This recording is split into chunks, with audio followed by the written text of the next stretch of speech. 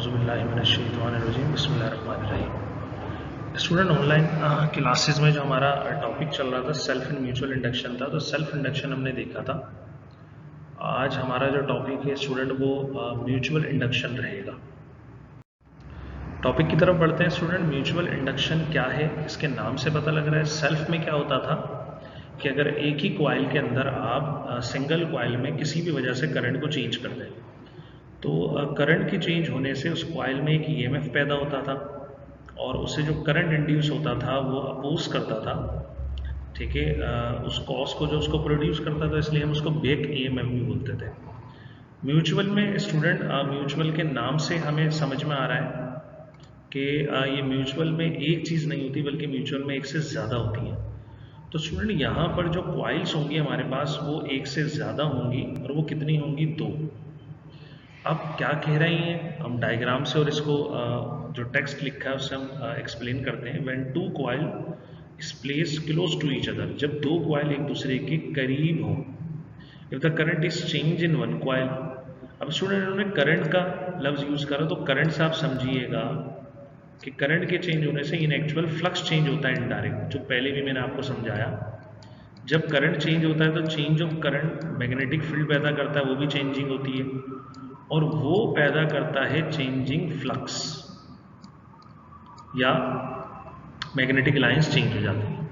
तो current change होने से याद रखिएगा दोनों चीज़ें दिमाग में आनी चाहिए, फील्ड भी चेंज हुई है और उसकी वजह से पैदा होने वाला फ्लक्स भी। बोले एक कॉइल में ये चेंज हुआ and due to changing magnetic flux, और इस चेंजिंग मैग्नेटिक फ्लक्स की वजह से या करंट की वजह से the EMF is induce in the second coil called mutual induction. तो इसकी वजह से सेकेंड कॉइल में क्या इंड्यूस हो जाता है? EMF। इसलिए ये फेनोमेना क्या कहलाता है? Mutual induction. स्टूडेंट एक्सप्लेन करते हैं कैसे होता है, जैसे कि डायग्राम दिखाई गई है आपको, ठीक। अब इस डायग्राम को स्टूडेंट आप गौर से देखिए कि ये वाली कॉइल जिसको लिखा है इन्होंने प्राइमरी, इस प्राइमरी कॉइल को कनेक्ट किया एक बैटरी से और एक की किस लिए? तो स्टूडेंट ये प्राइमरी है, इसके साथ बैटरी कनेक्ट हुई हुई है, और प्राइमरी की एक पहचान ये भी है कि जिसके साथ बैटरी या सोर्स ऑफ एनर्जी कनेक्ट हो वो क्या होगी? प्राइमरी कॉइल होगी। अब वो चाहे इसका नाम लिखें या ना लिखें, की ऑन ऑफ के लिए कनेक्ट कर दी। जैसे ही इसमें से करंट फ्लो होगा स्टूडेंट, ठीक है, तो वो करंट क्या पैदा करेगा? अगर वो चेंज हुआ तो वो, ठीक है, मैग्नेटिक फील्ड, और मैग्नेटिक फील्ड से क्या पैदा होगा? फ्लक्स पैदा हो जाएगा आपका। अब स्टूडेंट यहाँ पर क्या सवाल करते हैं, क्या सेल्फ इंडक्शन नहीं होगी? स्टूडेंट सेल्फ इंडक्शन होगी यहाँ पे, लेकिन हमारा भी टॉपिक सेल्फ इंडक्शन का नहीं है, हमारा म्यूचुअल का है। अब होता क्या है कि ये एक और कॉइल इसके करीब रख दी जाती है, जैसे कि दिखाया है, इसका नाम क्या रखा? सेकेंडरी। इसकी पहचान क्या होती है? इसके साथ गैल्वानोमीटर लगा देते हैं, ठीक। अब होता यह है कि अगर ये फ्लक्स जो प्राइमरी से आ रहा है ये सेकेंडरी में से भी पास होता है, तो जो प्राइमरी का फ्लक्स है दरअसल अगर वो चेंज हो जाए सेकेंडरी में जाके, तो फिर अकॉर्डिंग टू फ्राडे लॉ इस सेकेंडरी में क्या पैदा हो जाएगा? एक EMF, ठीक है, और वो इंड्यूस करेगा, एक करंट को फ्लो करवाएगा, और इसकी निडल क्या करेगी? गैल्वानोमीटर के डिफ्लेक्ट।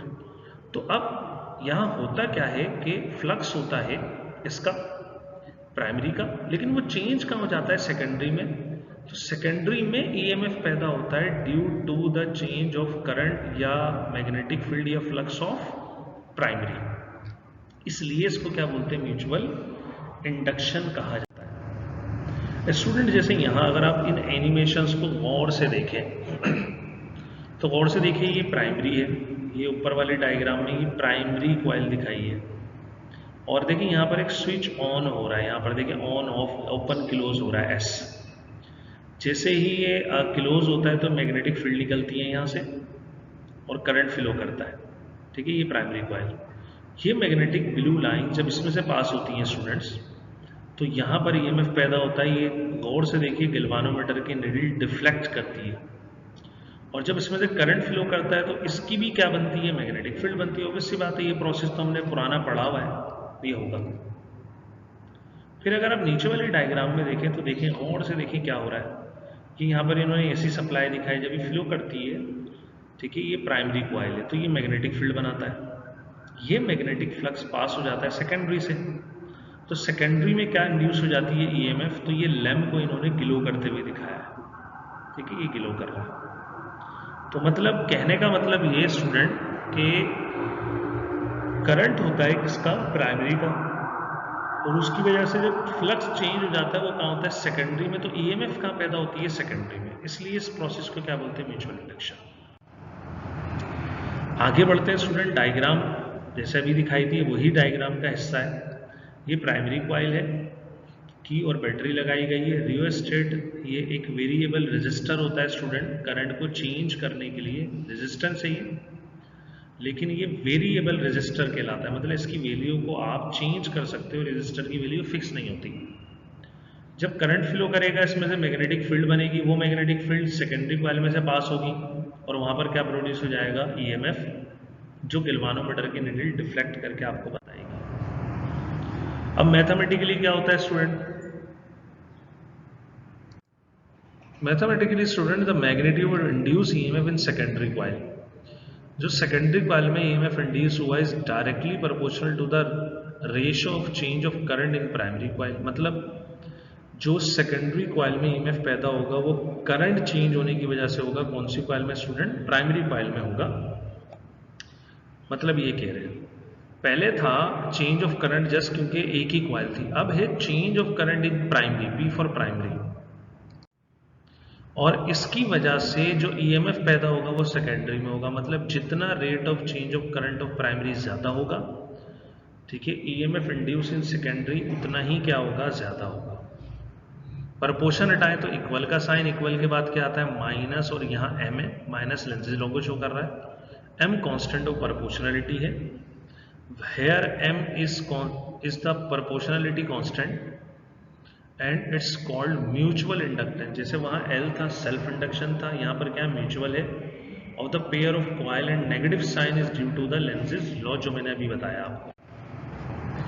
स्टूडेंट अगर मजीद डेरिवेशन को आगे लेके चलें तो हम जानते हैं कि म्यूचुअल इंडक्शन का फॉर्मूला हमने ये पढ़ा अभी, लेकिन EMF expression according to Faraday law क्या होता है, ये होता है।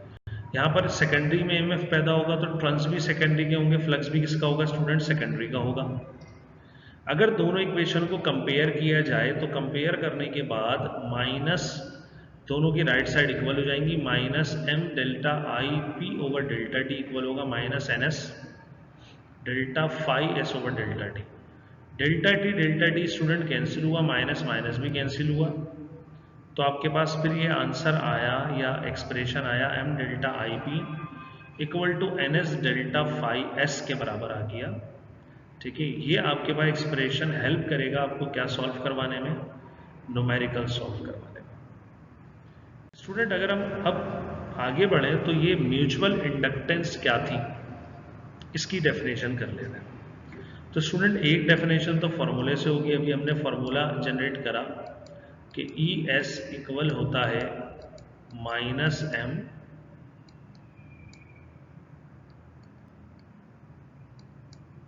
Delta I P over delta T. अगर आप m का फॉर्मूला यहां से जनरेट करें स्टूडेंट तो क्या होगा, minus E S over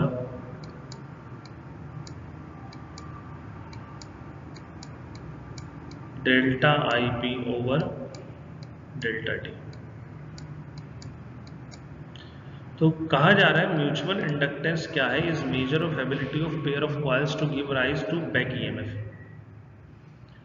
student यही डेफिनेशन हमने सेल्फ इंडक्टेंस की भी की थी, लेकिन यहाँ पर पेयर ऑफ कॉइल है तो ये एबिलिटी है पेयर ऑफ कॉइल की to give rise back EMF, के बैक ईएमएफ कितना देते हैं, and it depends upon the dimension of the coil, बिल्कुल वही डेफिनेशन है, and number of turns if may be defined as, ये रेशो है ऑफ इंड्यूस ईएमएफ। इधर देख सकते हैं आप, ये जो इंड्यूस ईएमएफ हो इसकी रेशो, और चेंज ऑफ अच्छा इंड्यूस ईएमएफ कहाँ होगी, इंड्यूस ईएमएफ इन सेकेंडरी, तो आप बोलेंगे ratio of induce EMF in secondary to rate of change of current in primary, मतलब प्राइमरी में चेंज करंट होने से जो इंड्यूस ईएमएफ पैदा होगी सेकेंडरी में, उन दोनों की क्या है, ये रेशो है। फॉर्मूला स्टूडेंट ये है जो मैंने साइड में बनाया, और अब हम 1 हेनरी यूनिट की डेफिनेशन कर लेते हैं इस म्यूचुअल इंडक्टेंस से। If the current is changing at the rate of 1 ampere per second in primary, मतलब अगर सेकेंडरी करंट चेंज हो रहा है at the rate of 1 ampere per second in primary, primary में अगर करंट चेंज हो तो एक्सप्रेशन के हिसाब से जो m है वो क्या है, minus EMF divided by delta I over delta t।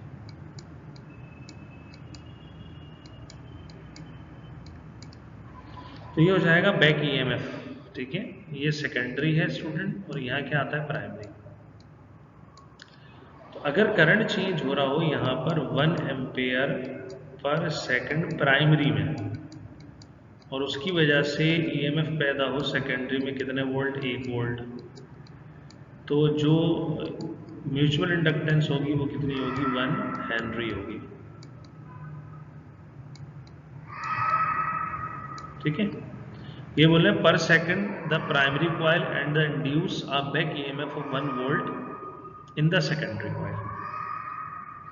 ये कुछ इसका फॉर्मूला है। तो 1 हेनरी आप ऐसे लिख सकते हैं, 1 volt over 1 ampere per second. Student problem की तरफ आते हैं, तो न्यूमेरिकल देखते हैं स्टूडेंट। न्यूमेरिकल में कहा जा रहा है what is mutual inductance of pair of coil, M पूछा हमसे। म्यूचुअल इंडक्टेंस मतलब क्या पूछ लिया, M। If a current change of 6 ampere, ये करंट चेंज मतलब क्या दिया, डेल्टा I दे दिया 6 एम्पेयर। फिर बोले इन 1 कॉइल। अब जिसमें करंट चेंज होता है स्टूडेंट, एक और निशानी है प्राइमरी की, जिस कॉइल में करंट चेंज हुआ वो कॉइल क्या कहलाएगी, वो कॉइल कहलाएगी स्टूडेंट प्राइमरी कॉइल। फिर बोले causes the flux in second coil. अब जो उसकी वजह से फ्लक्स पास हुआ, ठीक है, वो सेकंड कॉइल है, वो सेकेंडरी होगी, उसको आप बोलेंगे NS। ये इसके नंबर ऑफ टर्न्स दिए टू चेंज बाय, और फ्लक्स कितना चेंज हुआ, ठीक है, डेल्टा फाई। किस में चेंज हुआ, सेकेंडरी में, फाई S, ठीक है, और कितना चेंज हो गया, ये 12 10 पावर -4 वेबर। पहले ही बताया था, वेबर अगर हो तो फ्लक्स होता है, और वेबर पर मीटर स्क्वायर हो तो B होता है, ठीक है, मैग्नेटिक फील्ड इंटेंसिटी या फ्लक्स डेंसिटी बोलते हैं उसको। डेटा बनाते हैं स्टूडेंट, आसान सा क्वेश्चन है। डेल्टा IP दिया 6, डेल्टा फाई S दिया 12 एक्सपोनेंट -4 वेबर, NS दे दिया 2000 टर्न्स, M कैलकुलेट करना है। सॉल्यूशन की तरफ बढ़ते हैं। हमने एक एक्सप्रेशन बनाया था स्टूडेंट, यहाँ पर दोबारा बना के दिखा रही है, म्यूचुअल इंडक्शन के एक्सप्रेशन को और फ्राडे लॉ के एक्सप्रेशन को कंपेयर कर रहे हैं।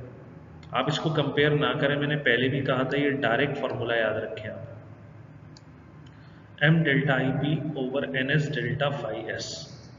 यहाँ पर अगर M निकालना है तो NS delta phi S over delta IP होगा, डेल्टा IP डिवाइड हो गया राइट पे आके, मल्टीप्लाई डिवाइड करेंगे तो student 2000 multiply 12 multiply 10 power -4 divided by 6, और आपके पास आंसर आएगा 0.4 हेनरी।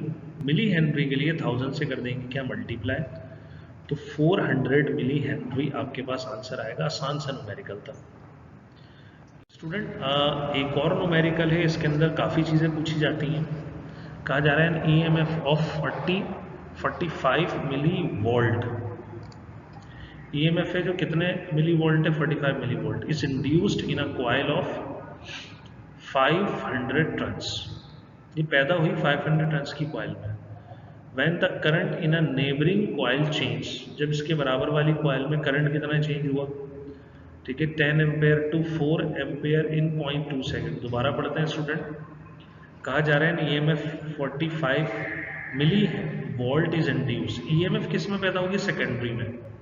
तो स्टूडेंट ये आपको दिया गया है, ये दिया गया है ES, क्योंकि सेकेंडरी में EMF पैदा हुई है, ठीक।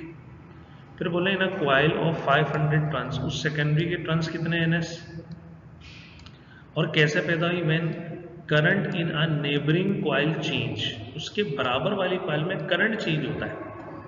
अब जिसमें करंट चेंज होता है तो स्टूडेंट चेंज कितना हो रहा है? बोले 10 to 4 जा रहा है, तो चेंज हुआ 6, 10 - 4 कर देंगे आप, 6 एम्पेयर करंट चेंज हुआ। टाइम कितना लगा इसको चेंज होने में? 2 सेकंड, 0.2 सेकंड।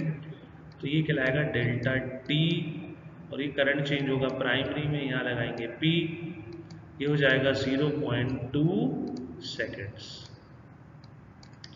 फिर कहा जा रहा है student what is the mutual inductance of coil, M calculate करना है। What is the rate of change of flux in the second coil. अब स्टूडेंट गौर से सुनिए, क्या है rate of change of flux? ये सिर्फ फ्लक्स नहीं है, चेंज ऑफ फ्लक्स है।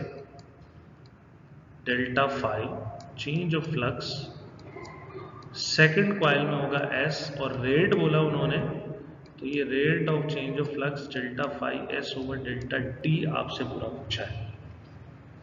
डेटा है स्टूडेंट, डेटा में वही चीजें जो मैंने ऊपर मेंशन की, ES 45 मिली वोल्ट से बाहर आने के लिए 10⁻³ से मल्टीप्लाई करवा दिया। NS 500 टन से, डेल्टा IP 10 - 4 6 एम्पेयर है, डेल्टा टी 0.2 है, M आपसे पूछा, और दूसरे में delta phi S over delta T required है। स्टूडेंट सॉल्यूशन देखते हैं इसका, और सॉल्यूशन में पहले म्यूचुअल इंडक्टेंस हम कैलकुलेट कर लेते हैं। और म्यूचुअल इंडक्टेंस हम इसी फॉर्मूले से कैलकुलेट करेंगे जो अभी हमने देखा, पढ़ा है, जो हमारा टॉपिक है ES = M delta IP over delta T. अब स्टूडेंट वैल्यू अगर पुट की जाए तो ES हमें दिया है, ये सेकेंडरी कॉइल का पोटेंशियल है 45 10⁻³ M कैलकुलेट करना है, छोड़ दिया, डेल्टा IP 6 ये गिवन है, और डेल्टा टी टाइम कितना था? 0.2। स्टूडेंट नेक्स्ट स्टेप में क्या करा, ये 0.2 लेफ्ट पर आके मल्टीप्लाई हो गया, और 6 क्या हो गया? डिवाइड। तो स्टूडेंट अगर इसको मल्टीप्लाई डिवाइड करेंगे तो 0.0015 हमारे पास M म्यूचुअल इंडक्टेंस का आंसर आएगा। और ये हेनरी में होता है तो इसलिए हमने इसकी हेनरी यूनिट लिख दी, लेकिन अमूमन ये क्योंकि बहुत छोटा है तो इसको मिली हेनरी में हम कन्वर्ट कर देते हैं। मिली हेनरी में कन्वर्ट करने के लिए 1000 से क्या करेंगे स्टूडेंट? मल्टीप्लाई। तो ये 1.5 मिली हेनरी के इक्वल आ जाएगा। अब स्टूडेंट अगर हम आगे बढ़ें तो आगे हमसे पूछा गया rate of change of flux. Student rate of change of flux बताया था क्या है, लेकिन ये फ्राडे लॉ से आएगा, क्योंकि फ्लक्स की बात फ्राडे लॉ ने की थी। तो यही एक्सप्रेशन सेकेंडरी कॉइल की EMF का हम ऐसे लिख सकते हैं, ES = NS delta phi S over delta T. अब अगर स्टूडेंट हमें नोट करें, हमें क्या मालूम करना है? Rate of change of flux, सिर्फ फ्लक्स नहीं बल्कि रेट ऑफ चेंज। तो ये जो एक्सप्रेशन है delta phi S over delta T, ये कैलकुलेट करना है। NS को हम लेफ्ट पे लाके क्या करेंगे? डिवाइड। ES और NS हमारे पास मौजूद है, तो ES हमारे पास 45 10⁻³ और NS 500 है। अगर हम इसकी वैल्यू पुट करके डिवाइड करें तो आंसर आता है हमारे पास 0.00009, और इसको एक्सपोनेंट में कन्वर्ट कर देते हैं स्टूडेंट। तो पॉइंट को मूव करवाएंगे राइट पर, 5 वैल्यू से ये जंप करेगा तो 9, एक्सपोनेंट -5 वेबर पर सेकंड के बराबर क्या आ जाएगा स्टूडेंट? आंसर आ जाएगा। स्टूडेंट आगे ये हमारा न्यूमेरिकल क्या हो गया? सॉल्व हो गया। तो स्टूडेंट आज का लेक्चर हम यहीं तक रखते हैं, और इससे रिलेटेड अगर कोई क्वेश्चन है तो आप पूछ सकते हैं। तो हमने ये सेल्फ और म्यूचुअल इंडक्शन का 2 लेक्चर में अपना टॉपिक क्या कर दिया? ख़त्म कर दिया। एग्जामिनेशन पॉइंट ऑफ व्यू के अकॉर्डिंग स्टूडेंट ये इम्पॉर्टेंट है, आप इसको दोबारा पढ़िए, समझने की कोशिश कीजिए, और न्यूमेरिकल की क्या कीजिए? प्रैक्टिस कीजिए।